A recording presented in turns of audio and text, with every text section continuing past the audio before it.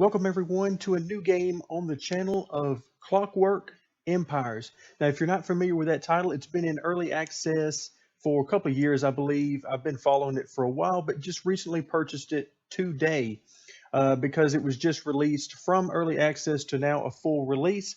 So I'm hoping for good things. I've played a little bit of the game and I'm excited to get into it. Looks like it's very complex, but let's first talk about what the game is. Okay, Clockwork Empires is a colony builder type of a simulation where you're doing a lot of resource management, trying to grow a colony to get more colonists, more settlers, and so forth. And then you expand your territory and move outward in the world. Now, we've got a few options here, a few of the very basic options. We'll start out by looking at the configuration. And as you can see, very basic. Okay, we don't have a whole lot of options for graphics, a whole lot of options for anything like that. There's your basic WASD keys to move around, rotate your camera with Q and E, and then you can choose an option, a key binding for centering your camera on the colony. I chose the C key. So you can see I've got the music turned off and auto saves turned on, although that can get in the way, and we'll see that as we move forward in the Let's Play series. So with that out of the way, we've got a couple options, and this really confused me at first. There's a create new world and then a new game option. Well, if we go to create new world, the way this works is, as you can see, it's doing something, and I wasn't really sure what. Well, what this is actually doing is basically creating a map for you. And the map is going to have many different sections and areas on it that you can choose to attempt to colonize. And I say attempt to colonize because this is, as you can probably tell from the basics on the main screen here, it's in a steampunk type setting, so you can rest assured that you're going to get plenty of weird gear type looks and weird equipment, really weird everything in the environment, weird creatures, weird everything. So I like it. It's a nice change of pace. As you can see here, we've got our new world has been created. So again, think of that as a new map. And now we go into new game and we can take a look at that map. Now this map looks different every time you generate a new world. And as you can see, we've got some of these that are locked out for us. So what you've got is you've got some options here. Okay, I can start here in a temperate biome, which you can see difficulty is 1 out of 3. And then your loadout is also 1 out of 3. And then some of these others will have difficulties of 2 or even 3 out of 3. And you can see those as you move along the map, and you unlock those as you progress through the game. So for now, the only thing I can get to is the 1 out of 3 sections. And I've just been trying out some of these that are just 1 out of 3 biome difficulties and 1 out of 3 loadout difficulties because I need the game to be as easy as possible while I'm trying to learn exactly what's going on. Okay, so here we are on this new world. You can see a lot of areas on here to open up over a long period of time. So I'm going to go ahead and choose this one, and we'll be right back when the game is loaded. Okay, so this is what we're greeted with as the world loads up. You can see in the background we've already got a lot of a weird alien planet type setting going on here, but it starts out with a tutorial. I left the tutorial enabled for this world. You do have the option to turn it off, and so it shows your basic keys. Spacebar pauses, then you got your WASD keys to move around, and so you can zoom with the right mouse button, rotate with the middle mouse button, and then zoom in and out by using scrolling the middle mouse button. Okay, so let's go ahead and get started. Okay, you can see we've got some colonists here. Okay, let's go ahead and pause the key, and you can see as I pause in the top left-hand corner, we've got paused written in the red letters, but then also you can see there's a little bit of a darker background. It's harder to see because it's nighttime in the game right now. But let's go ahead and take this opportunity before we do anything else to see what our various options and menus are around the screen. We start out with overseers. This game is broken apart into, I believe, 3 different classes of people, 3 different classes of villagers that you're going to have. You have the highest level, which I believe is aristocrat, which I've not come across in the game so far. That's more of a late game item, I believe. And then you have overseers and workers. Well, your overseers are basically like your managers, and they oversee everything that's going on. And if we look at the overseer menu here, you can see that we have one, two, three, four, five, six, seven overseers to start the game. And again, think of those as managers. They will do work themselves as we assign various tasks, but also you see that we have 4 slots. And in those 4 slots, I can assign other workers to work under them. So any assignment that this particular overseer is working on, then those workers will be assigned to it as well. Now, at this particular point in time, we only have 2 workers to assign to our various overseers. Now, how would you determine which one is which? Well, I can't really tell that it makes much of any difference whenever you're assigning general things like chop these trees down or mine these rocks, that type of basic stuff. But where it really becomes important is when you begin to specialize. And we'll get into that just in a moment. Right now, there is an office menu, which we don't have any offices. That's for your various professions. And we don't have any workshops. Again, that's all related to professions. And then housing. We want to build some housing so that our residents will have somewhere to sleep, particularly. Then we can take a look at the commodities that we have. And of course, since we just spawned in this world, these are the commodities that we landed with. We got a little bit of ammunition, but it's going to be a little while before we can make any additional ammunition. So we're going to have to be very careful with what we do have. And then we got a little bit of sand, some food, clay, and so forth. So we got a little bit of provisions to get us going. And then we've got all various different ways of filtering these out. This is with everything on. And then we've got raw goods, finished goods, processed goods, and so on. Okay, then we got job assignments right here. We haven't done any job assignments yet, so it's empty. But then it gives you a way to keep track of what everybody's doing, as well as what jobs are planned for the future, so that you can decide to either remove those jobs, pause those jobs, or whatever. Okay, faction relations. Once you build some other buildings like trade shops and so forth, your relationship with the various different factions within the game, you can see can change. Now you can see bandits in here. There'll be animals that can become hostile. You can see one right here, and then you've got, looks like a turtle, a giant turtle right there and there. So you've got some various different things that can cause you issues, and there's a lot of it. So a lot of things to be afraid of in this world. Is no shortage of that. Now let's take a look at our population. Here is a quick look at what's going on and then their particular status of whether they're happy, sad, anxious, and so forth. So here you can see our overseers, and then you've got our 2 workers here, and they're all sitting idle right now. All right, our total population, again, 7 overseers, 2 workers, gives us a total of 9 population, and our work capacity is 6. Now we can again grow this. We can get more laborers, more overseers that will come into our colony as we build more housing and obtain more resources. But this gives you a quick breakdown of, for instance, if you look at the specialists at the bottom, how many military, miners, naturalists. The naturalist basically roams around the world, and he looks for various mineral deposits that you can build mines around. He can also do some hunting for you, some different things like that. So he's a very nice guy to have around. Okay, let's move on here. You can see the disturbance points, and this is basically how much damage are you doing to the environment. How many buildings have you constructed? How many resources have you extracted? Provisions, how much food do you have, basically. So as you can see, we've got enough food to feed everybody very well for 4 days in game. So we're going to want to get started with food very quickly. Okay, now we see the time of day, which is sunrise on day 1. And then you can toggle the building view.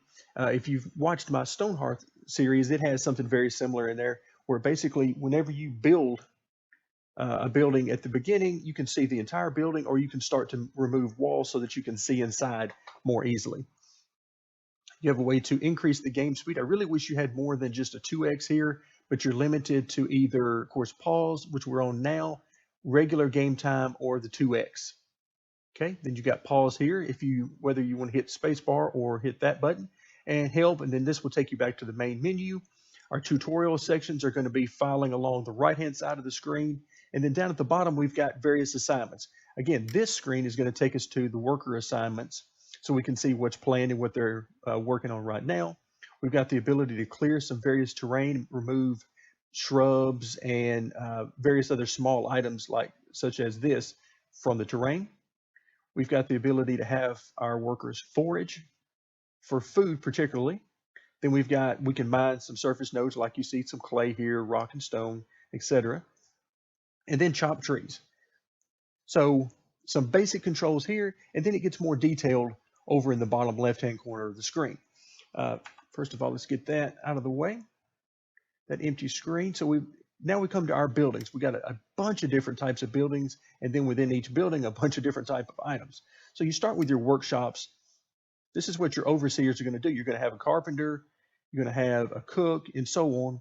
So these are the ones that we start out with, and the ones that we have the materials to build right now are highlighted. The other are gray out because we don't have the materials we need right now. Now, foreign outreach, this is where you get into your barracks, and you're going to need those because as attacks happen either from human attackers or animals or whatever, there's even evil spirits in the game. So you got a lot of things going on that can attack you, and you're going to need barracks to take care of that. Then you've got a trade office. This will attract traders from outside the colony that will bring in goods that you can trade and hopefully obtain items that you are not easily able to obtain in your own colony. And then finally, a foreign office, which is more later in the game so that you can deal with other factions. You've got frontier exploitation, excuse me. That's where you get into your mines. Again, you're going to need to identify the mines and identify what's in those mines so you'll know what you're getting into. And then many more options within the mines, such as how deep do you want to dig into the planet, and you can get more valuable resources, but it also becomes more dangerous to do so. Okay, then you have a naturalist, which is what I mentioned earlier. He'll go around and he can hunt for you. He can also find the various mineral deposits. Then you have a laboratory, which can open up some other items within the world. So within public services, this is where you're going to get a public house. This helps with the happiness. This is where people can go and eat and drink. And then you're going to have barbershop, which actually has nothing to do with cutting hair. It's actually about healing your colonists. Then you have a chapel and a trading academy. So lots of things going on here. And then, of course, you got your housing for the three different types. You got aristocrat, you got the overseers, and the laborers, and then specific items that can be built within each.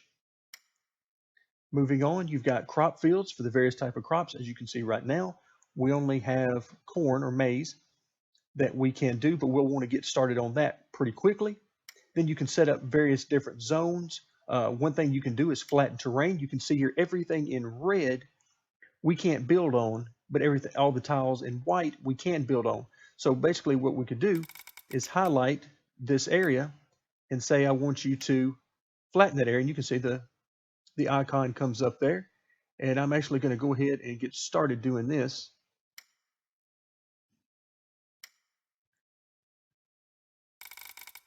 Okay. Okay, and that'll give us a couple of areas because we're going to need some flat land to build on and then put our crops on.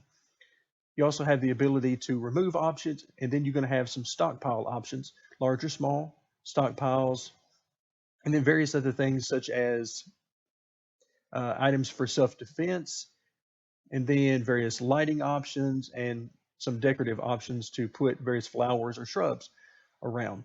Then you come to modules, and this confused me a little bit. At the beginning, I didn't really know what it was that they were talking about with a module. Well, think of a module as any type of a workbench or something like that that would be located inside of an actual workplace, such as, you know, a carpenter. Carpenter needs a carpenter workbench. And then there are various different levels of advancement within all of the different specializations that you would need these different workbenches for the different specializations. Now, this is one thing that I have found just in my short time playing that is very tricky because at the beginning of the game, all the building is free range. Okay, let's go ahead and get the game going. All of the building is free building, which means that you're free to make anything, any size you want, as long as you got the necessary resources. We can see these guys here are leveling out my terrain. Let's go ahead and have these guys chop some trees. You can see we're going to set up an area. Sometimes it can be hard to find trees that can actually be chopped versus trees that are not mature enough. Looks like we've got some over here. Lumber is very important early game, and already we're having a hard time finding enough. What I want to do is find a location that has a lot of it. There we go. As we scroll around, you can see how big the map is. This will be expanded as you play, particularly by the Overseer. As he roams around the map, he will open up even more areas for you to see. Okay, so here we go. Here's a big area over there. And as you can see, everything is in red in that area. So that should be enough lumber right now. And everybody, including the Overseers, are able to do work. That gives us a chance to look at our assignments. Looks like we have 9 assignments right now, and all of them involve chopping trees. They have leveled all the land that I asked them to at the beginning, and you can see exactly what's going on in each of these areas. So really, we've got all but one that is currently being worked on. So a lot of trees are being chopped. Now we're going to have to figure out where we're going to build. Okay, first thing I'm going to do is put down a couple of small. Let's go ahead and put up 4 stockpiles. Okay, and as you can see, I did it around the edge of the red here. This is the edge of our buildable area. Now I definitely plan to, in fact, let's go ahead and flatten some more terrain here. I am going to have these guys flatten quite a bit because we're going to need that. Okay, that should give us a large buildable area in this general area. So we get some stockpiles. This is where all the resources will come, and the workers will automatically bring the resources in here. Okay, so we've got them chopping trees. We need to mine some surface nodes. Now again, we set up a mine a little bit later on in the game in a future episode where we will have the ability to dig in the ground. But for this purpose, this is going to be about simply getting what's on the surface laying around. And part of my reason for wanting to do this is to get this stuff out of the way so I can build. So I'm going to go ahead and set up a little bit here. Again, you see the assignments, mine the surface nodes. So that's on there. They're finishing up chopping the trees. We have the ability at any time to pause this and then unpause it or remove it entirely from the list. So we've got some options. Okay, we can have these guys forage also, and right here you can see some fungus, and unfortunately that is one of the things that you can make some stew out of the fungus and eat it. Not sure why you would want to, but hey, it's an option in the game and it'll keep them fed while we work on better options for them. So I'm going to highlight some areas where there's some different types of fungus, and that'll get them started. So we've got our giant turtle coming in here.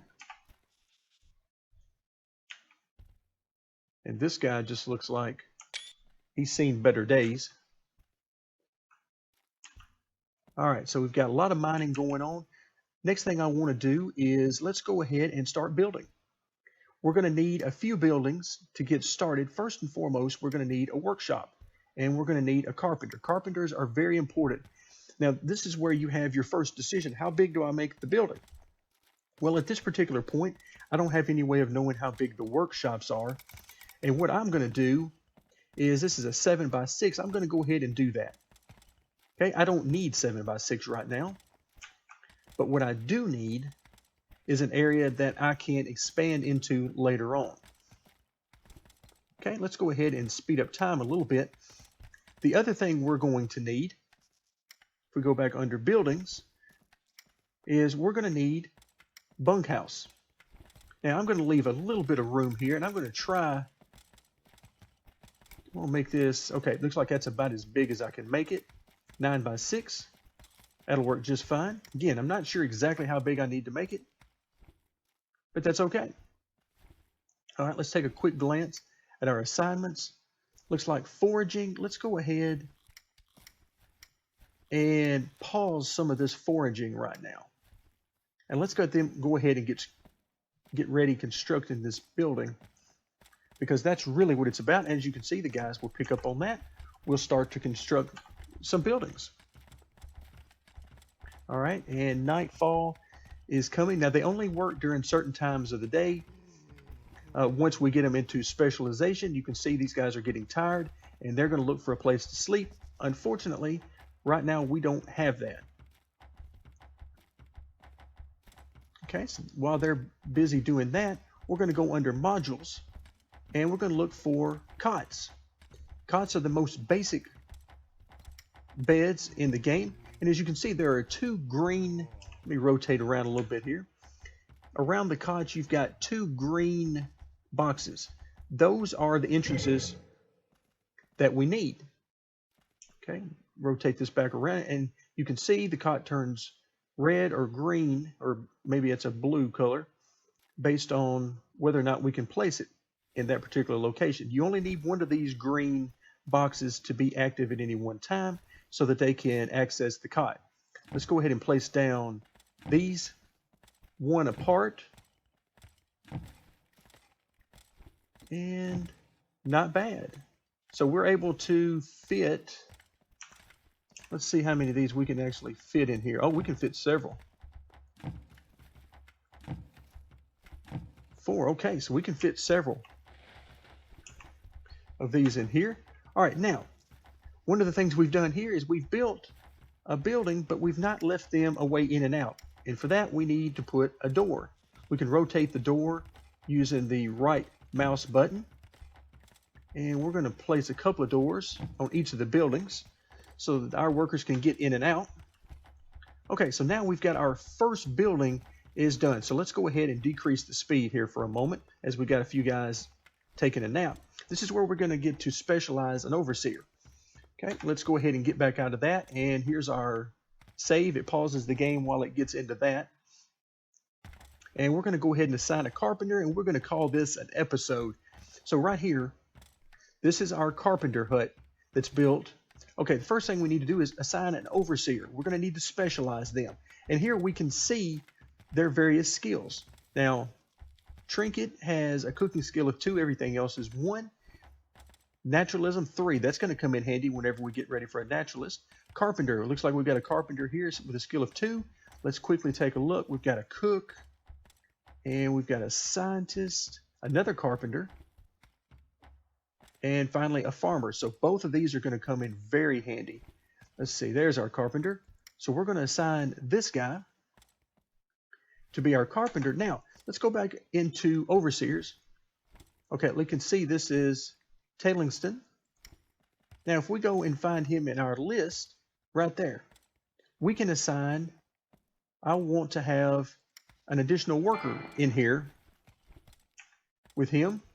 But first, before we can do that, let's go ahead and get these building walls out of the way. Let's take a look at what we can put in his particular workshop. So we click on the craftsman or carpenter workshop, and then we get a workbench. Now, what I'm going to do is put down 1. Well, that didn't work out exactly right. Let's try that again. 1. Okay, so you need to go away.